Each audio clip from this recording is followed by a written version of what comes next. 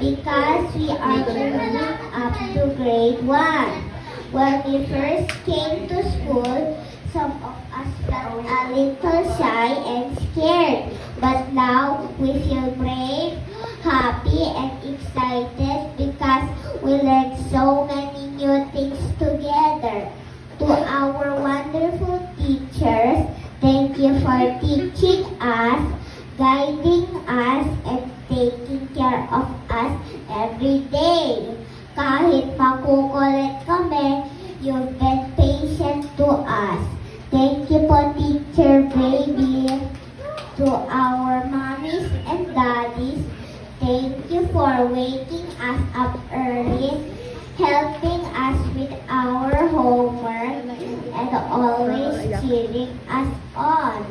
We love you so much.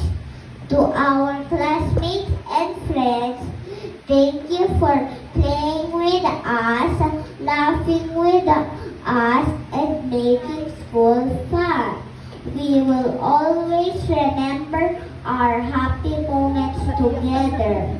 Now it's time for a new adventure in grade 1. We are excited to learn more, make new friends, and do our best every day. We promise to be good students, make our team